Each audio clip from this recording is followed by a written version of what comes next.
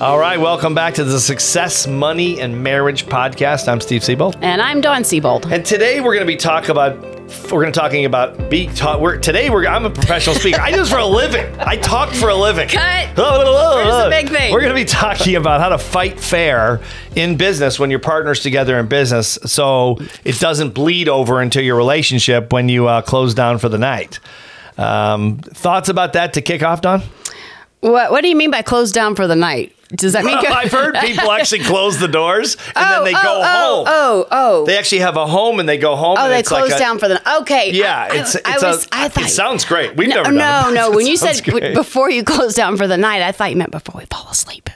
Oh, no, this is when you close the door to the actual business. Okay, got it. Why'd you whisper? They're watching us on video, too. I know. They can see well, you. I didn't get it because we've never had. Okay, got it. I got it. I know where you're at now. All right, go I know where ahead. you're at now. What was the question? Sorry, I forgot. Fighting fair. Right. As a couple. Right. About business, so, it doesn't bleed over into your relationship. I don't know if we're the experts to talk about that. Oh, I don't think we're experts we on are it at for all. sure. We still mess that up. I mean, I feel like an expert. I'm not you. And that's the first problem. That's the first problem. That's when it starts to bleed over, when he starts to give his opinions about how well he can fight fairly, and then it just snowballs from there. No, but I think that you do the best you can. I mean, you really do have to separate. I think I can tell you my biggest thing is I have a tendency that when we get to arguing about business. And when we say arguing about business, I think we should clarify. I do, and because I know a lot of couples that are working together, y'all do the same thing in your business. When Steve and I work together, we do completely separate activities. Jobs, yeah. So different jobs, right? Yeah. And so Steven does all the speaking and the writing and the creative side, and then I do the business, the details, the kind of the day-to-day running of the business.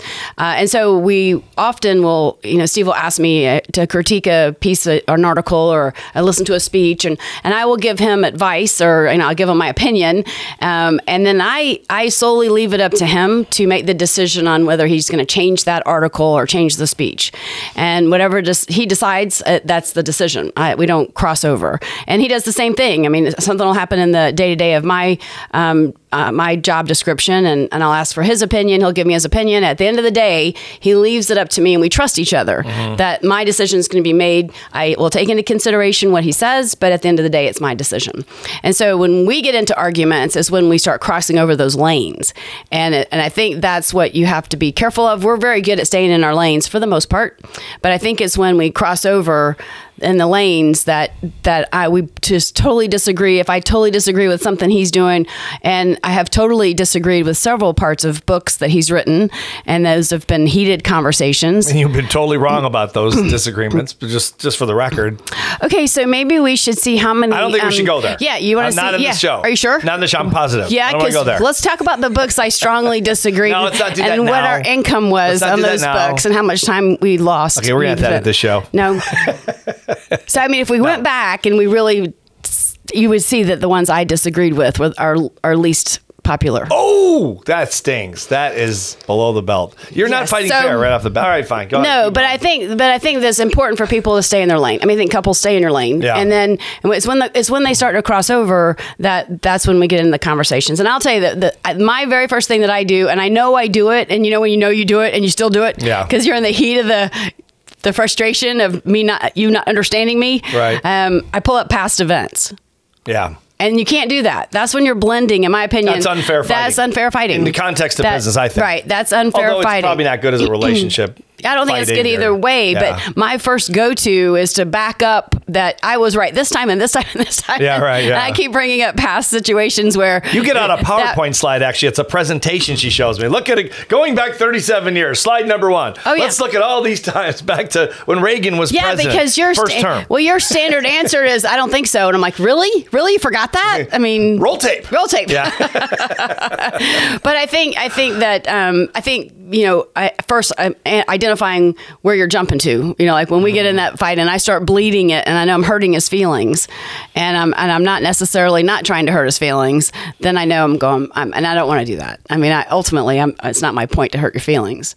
Yeah, I think one of the things that I made mistakes on, it's just easy to fall into it because, like, if we're going through a tough time in the business or cash flow's weak or, we lost a client or, whatever the challenge is, that I don't do it in linear fashion, I don't think, or on purpose, but I'll tend to take it out on you. Just because, we work together on opposite sides of the building, but, I'll find my way down to your side of the building. And then I notice I'm being more aggressive or I'm being, unreasonable or something like that. And it's really because I'm frustrated or I'm nervous or I'm whatever. And I'm just taking it out on you, probably because you're the person there. You're the only person there. And I think when we had staff in the building, it was different. It's as bad as it sounds. I don't think I ever. We've had a lot of employees for a lot of years, so that's probably not true at all. But I won't say that. But very infrequently did I ever take it out on staff that we had in our office buildings over the years, or even in the house when we had them in the house. I don't feel. I'm sure I did, but I never did it as a regular thing. But I've done it with you, which is really weird. Like in any relationship, you take it out on the person you love the most, and it's stupid, and it just I catch myself doing it. But you're in the heat of the moment, and there's the punching bag person right in front of you, so you take it out. Right. Which is really not good. It's a bad practice. I think you probably know it, and I like when we've done this for so long that we both know when we're not fighting fair. And we almost just have learned to ignore each other when we do it. Yeah. Don't you think that? Oh, yeah. I can tell when you're in that mood or when I'm in that mood. I can tell when you're angry, and it has nothing to do with me. Yeah. And so I'm not sure if this would help anybody that's listening, but I just let you go. And then I will say, you sound very angry. Yeah. And really pisses me off. It gets even madder. Then he gets even madder because I've called him on it. And then it's like, we should just close the door. Yeah. It's better. We should just close the door and calm down. But I think that's part of it, don't you? That you have to sort of know your partner's, weaknesses. Strengths are easy to deal with, but weaknesses in terms of fighting, to know that, like maybe the person goes back in the past or, says something that just doesn't fit, or it's an ad hominem kind of a personal attack more than a business attack about what we're talking about. Right. Because usually when we're fighting about the business, it'll start with something in the business. Like we're going to make an expenditure on some piece of equipment, or we're going to take a trip somewhere and promote our, whatever it is.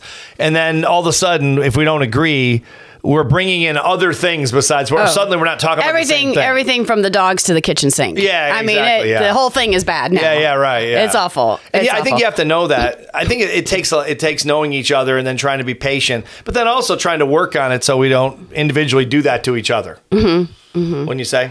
Yeah, and I think that one thing that I've tried to get better at and fighting more fairly is to just listen more, and not because when I get frustrated, I'm thinking about what I'm going to yell at you next, and not really hearing what you're having to say to me. Sure. And so I think one thing that I've been really more aware of, and the struggles we've had in the last few years with COVID and every speaker's business is pretty much shut down, and I get frustrated because what the business that we had before is not the same. And you come up with a new idea, and I'm like, are you kidding? This is like the 5th new idea you've had this week. Yeah. And then I get frustrated, and I have to just remember, to just listen more, let you hear you out, and then chop you down. Yeah, like, let you finish and then chop you down. Are you kidding me? My ideas have made us millions of dollars. And then you're like, but not lately they haven't. What have you done for me lately? What have you done for me lately?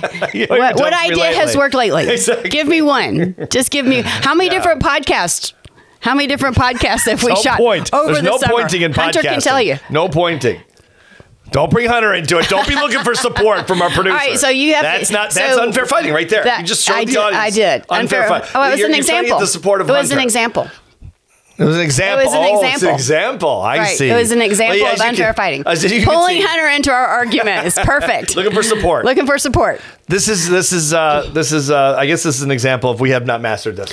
No, but why don't you? What would you say to help people with fair fighting? I would say, do not get married. Run away as fast as you can. Run. Be single, and your life will be more peaceful. That's what I would say overall. No, but I'm not saying that's not a good idea. That is something to consider, but because it is probably easier. But what was the question? You can run right now. You know what? No you're one stuck is now. No one will buy me now. No one will take me. No one is stopping you ever. I'm not saleable now. No, you can go. I'm too old. You can go. Hey, borrow one of my pair of tennis shoes. I'll give them to you. You can run right now. Oh my God. And if you don't see us back next week, yeah, exactly. Yeah. Steve took his own advice about marriage and ran. God. No, but I mean, just one piece of advice on how to fight fair. Because I know, like for me, I try to do the 24-hour rule. You know, and I've used that for years. Tell them what it is. So, so whenever Steve does a speech, or we get in an argument, or anything that when you're highly emotional and we're tense, both of us are tense, right? And we're in the heat of it, whether it's me critiquing his speech or reading his book and giving him feedback, or you've come up with an idea I don't like. I've done this for years, and I just give it the 24-hour rule. So before we can discuss it again, we got to wait 24 hours. And usually I got the idea from when you started speaking, and Bill Gove taught me, when Steve would come off stage and I would say, of course you're highly emotional coming off stage, right? Like, you call that a speech? I did not. Thanks, hon. I did not. No, she never did. I did not. No, you didn't. I didn't. Okay. But after learning how to critique professional speakers, and I got really, I'm pretty good at it, then I'm like critiquing Steven the whole time. As a matter of fact, do a presentation you did Tuesday night, I'm like, you said this 10 times, you did that 5, and it just comes to me because that's what I do. Yeah. But for anybody that you're in love with, that is a performer, the honest critique is 24 hours after the presentation or the performance, because it just is hard to hear for someone that you're at a heightened state of emotion when you're coming off stage, and then as soon as it took me a second to learn when I saw the expression on your face, well, I probably would have said this, or I probably would have done that, and the look on Steve's face the first time I did that 20, 30 years ago, I quickly learned that when you're in that state, and when I am too, you wait. And we wait 24 hours, and then I go, you might want to have considered maybe saying this instead of that. So that's a good way of fair fighting. Yeah, no, I think you're right. I think what it comes down to is emotion. I would say that'd be my one thing would be, when you're highly emotional about the business, can you calm down and get logical before you start engaging in this conversation?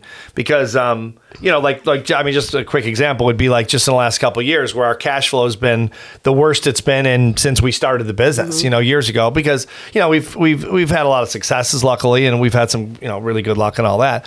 And then COVID hit, and all of a sudden, we haven't seen this kind of low cash flow number since 25 years probably. Yeah. So when you're used to being flush, it's just it's a lot. So my point is, I'd come with Dawn, and Dawn does the numbers, and so she has we are accountant, our bookkeeper, but then Dawn puts it all together, and then she shows me the spreadsheets every week, and pretty much every week since COVID, it's been like, are you kidding me? There's no way this can be right, and I'm all pumped up, and now she's like, well, I'm just giving you the numbers. Those are the numbers. I don't know what you want me to say. I'm like, there's no way these numbers can be this low. She's like, well, they are. And so we're having this really ridiculous conversation, mostly because I'm upset about the numbers are being bad. Well, she's just giving me numbers. I mean, it's like, so what I've tried to do in the last, year or so is try to, bring it before I go down to your office and we start talking about the numbers, you lay everything out. Because I could tell after a while, she's like, geez, don't kill the messenger. Yeah. Because I'm just mad and frustrated. Like, I don't want to do the numbers today. Well, yeah, I'm frustrated. I'm mad. You're frustrated. You're mad. I mean, it's a weird, it's just a weird time for business, especially again, live event business, which is a lot of, restaurants. I mean, anyone that has to have people there. Absolutely. We have to have audiences for speeches, and we have to all that. So anyway, trying to be more logic based before calming down, and then saying, and I guess at the end of the day, your partner is far more important than the business. Right. Your relationship's more important than the business, although it doesn't always feel like that when you're in the middle of the fight, but that's what it really is. Your partner comes first over everything. And I think that's probably what I would close out with. Excellent. Yeah. Well, thanks for joining us, guys. We appreciate it. We know you have a lot of podcasts to listen to, and we'll be back for show number 4 with some more Success Money Marriage. Unless Steve runs. Unless I decide. Unless and he I'm takes thinking my about advice. it. I'm thinking about it. I got a little cash in the bank. I may go to Mexico. I don't know. You know what? Maybe Costa Rica, Puerto Rico. I don't know. I will support that. A lot of people done. I got a lot of book sales done. I will support that. I bet you would. 100%. Just kicking me right out as there, your spouse. pushing me right out the door. As your spouse, I will support that. Hopefully I'll be back for show 4. Otherwise it'll be Dawn and the 2 rescue dogs. Well, maybe that might be a better show. It may be. See you next time, guys. Bye-bye.